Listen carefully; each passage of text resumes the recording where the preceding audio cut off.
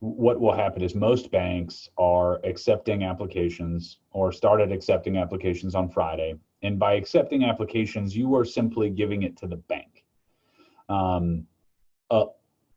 What then needs to happen is the bank then has to process that application to the SBA. Right. So I'm pretty sure that most banks use a system called eTran, which is your system for uploading to the SBA. And I know that's what I've had conversations with a lot of the smaller banks, and that's kind of their process for this.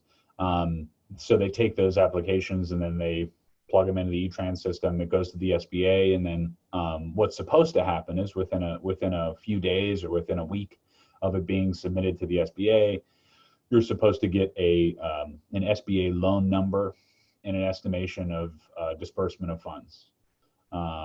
So right now, of the 75 applications that we processed Friday, Saturday, and Sunday, and when I say processed, I mean filled out and gave to the bank, who then had to then put it in their eTran system. We've gotten one SBA loan number back.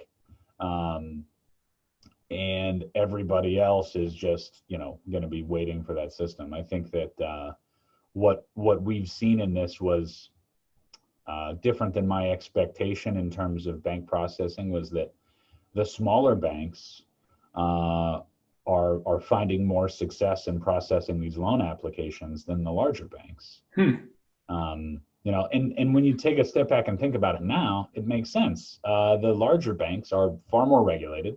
They have different rules they have to play by.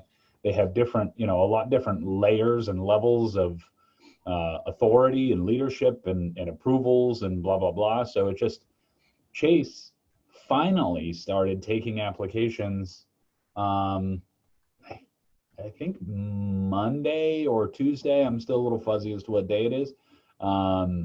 But Monday, so Chase was way behind. Wells Fargo only accepted applications for like a couple hours over the weekend, and they reached their maximum.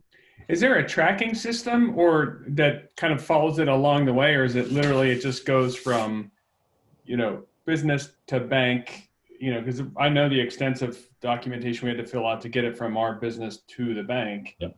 And then the bank picks it up and uploads to SBA. Is there any tracking from that side out? Well, I mean, they give you an SBA loan number once it's actually processed with eTran, but in between your submission to the bank and actually getting that loan number, there's not a ton. Fingers crossed. Yeah, exactly. Yeah. And normally what a lot of people don't get is that if you dealt with the SBA ever before any of this, the SBA isn't exactly fast to do much of anything.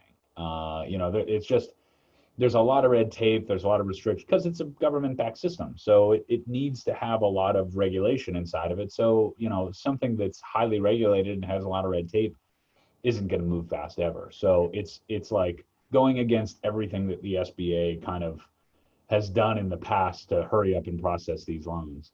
Right. But I do know that some of the banks have distributed, some of the larger banks started distributing a little bit of funds. And probably those banks are the ones that, the people that submitted right away before they got the huge backlog. But, I'm trying to temper everybody's expectations to plan for a month before any money gets even released.